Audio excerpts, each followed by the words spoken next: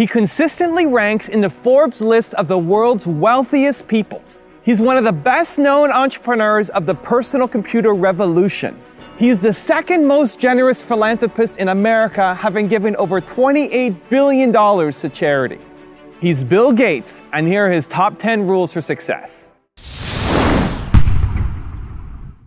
When I started Microsoft, I didn't think of it as all that risky. I mean, I was so excited about what we were doing. It's true I could have gone bankrupt, but I had a set of skills that were highly employable. And in fact, my parents were still willing to let me go back to Harvard and finish my education if I wanted to. You've always got a job with me, Bill. And the thing that was scary to me wasn't quitting and starting the company. It was when I started hiring my friends and they expected to be paid. And then we had customers who went bankrupt, customers that I'd counted on to come through. And so then I got this incredibly conservative approach that I wanted to have enough money in the bank to pay a year's worth of payroll, even if we didn't get any payments coming in. And I'm almost true to that the whole time. We have about $10 billion now, which is pretty much enough for the next year. Anyway, if you're going to start a company, it takes so much energy that it better overcome your feeling of risk. I don't think that you necessarily, if you're going to start a company, should do it at the start of your career. I think there's a lot to be said for working for a company, learning how they do things. If you're young, it's hard to go lease premises. They made that hard for me. You couldn't rent a car when you were under 25 at the time, so I was always taking taxis to go see customers. The people would, people would say, well, we're going to go have a discussion in the bar. Well, I couldn't go to the bar.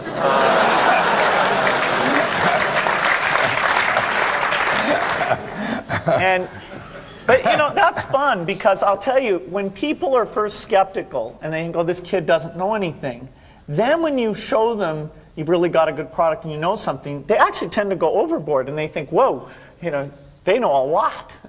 Let's really do an incredible amount with these people. So our youth, at least in this country, was a huge asset for us once we reached a certain threshold. It's hard to hire older people because they'll be a little bit conservative about whether they should come and take the risk. And it took 3 or 4 years before we could go out into the normal sort of employment pool. But those problems that come with starting a firm, you better think of those as part of the pleasure, part of the challenge that is part of the excitement.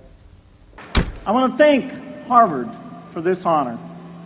I'll be changing my job next year, and it will be nice to finally have a college degree on my resume. I applaud the graduates for taking a much more direct route to your degrees. For my part, I'm just happy that the Crimson called me Harvard's most successful dropout. I guess that makes me valedictorian of my own special class. I did the best of everyone who failed. But I also want to be recognized as the guy who got Steve Ballmer to drop out of business school.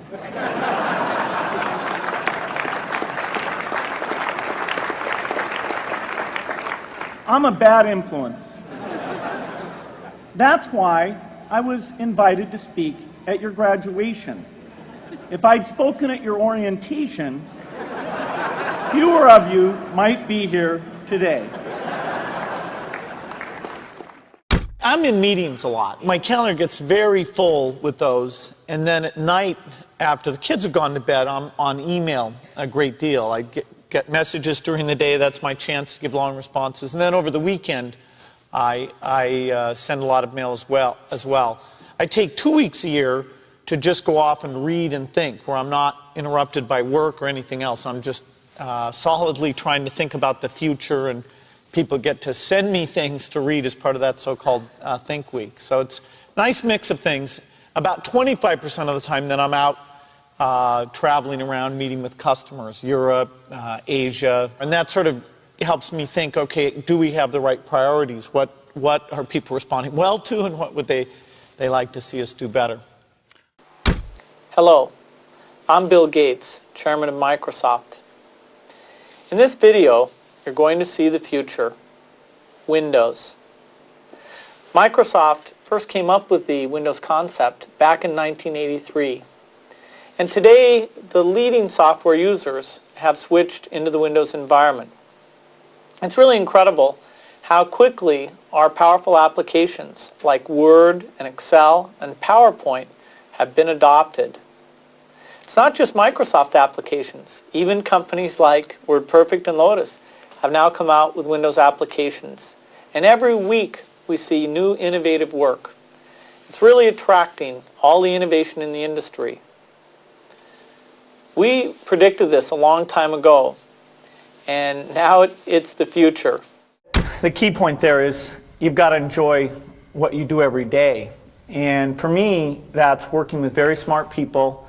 It's working on new problems. You know, every time we think, hey, we've had a little bit of success, we're pretty careful not to dwell on it too much because the bar gets raised. I love bridge. Bridge helps you think. It's a game you can play your entire life and keep getting better and better. I think anybody who's good at bridge is going to be great at a lot of things. So I really encourage people to get involved, and I want to thank the people who've put things together for juniors. They'll be thanking you the rest of their life because bridge is such a great sport. I talked to my dad, I talked to Warren, I talked to my wife Melinda.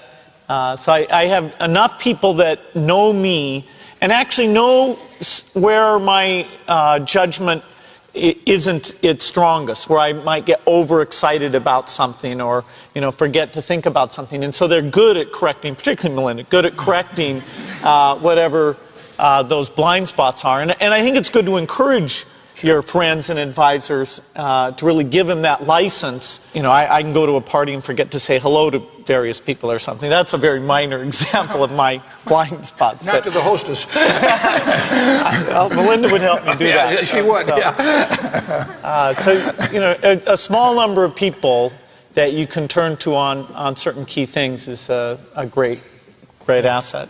My best business decisions really have to do with picking people. Deciding to go into partnership with Paul Allen is probably at the top of the list.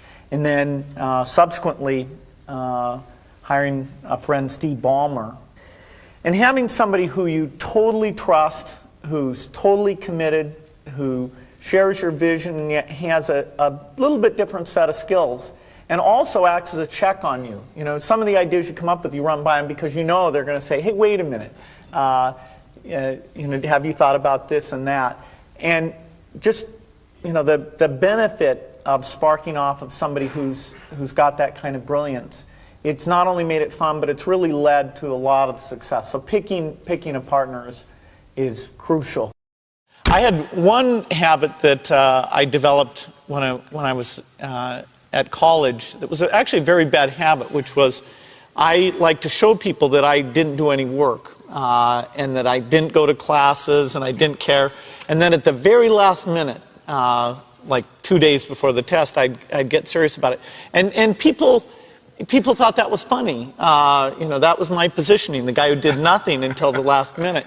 Then when I went into business, that was a really bad habit. And it took me a couple of years to get over that. Nobody praised me because I would do things at the last minute, and I tried to reverse to students I didn't think that highly of, who were always organized and had things done on time. I'm still working on it, but procrastination is not a good habit. Bill can change clothes in the car. So I'm going to challenge Bill Gates, my partner at Facebook, Sheryl Sandberg, and Netflix's founder and CEO, Reed Hastings.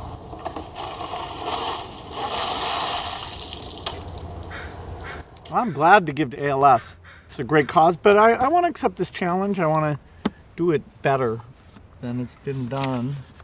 Been working on this, got this design. There we go. Yeah. It's going to be great.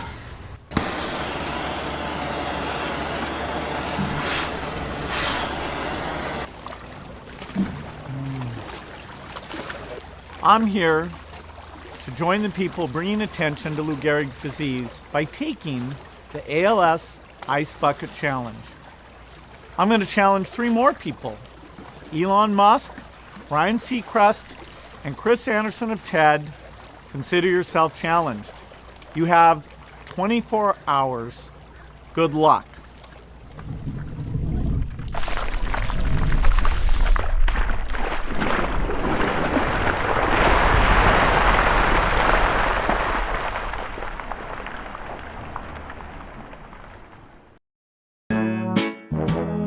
People, let me tell you about my best friend. He's a warm-hearted person who loved me till the end. Now, people, let me tell you about my best friend. He's a one-boy, cuddly toy, my up, my down, my pride and joy. People, let me tell you about him. It's so much fun, whether we're walking man to man or whether we're walking sun to sun, 'cause he's my best friend. Yeah, he's my best friend. La la, ba da da da ya, ba da da ya, ba da da ya. Is it true that you can leap over a chair from a standing position? It depends on the size of the chair. I'll cheat a little bit. Yes!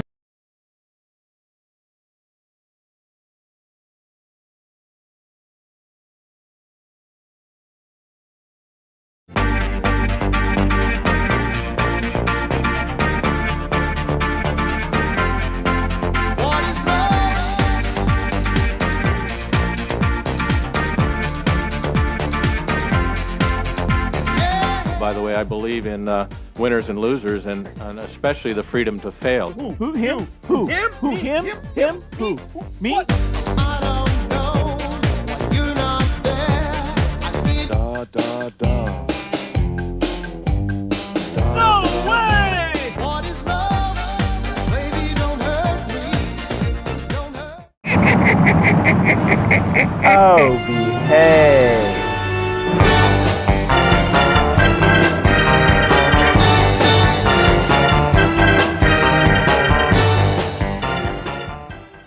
Thank you so much for watching. I made this video because a bunch of you guys were asking me to. So if there's a famous entrepreneur that you want me to profile next, leave it in the comments below and I'll see what I can do. I'm also curious to know what you think of Bill Gates as an entrepreneur and which of the 10 rules most resonates with you. Leave it below in the comments and I'm going to join in the discussion. Thank you so much for watching. Continue to believe and I'll see you soon.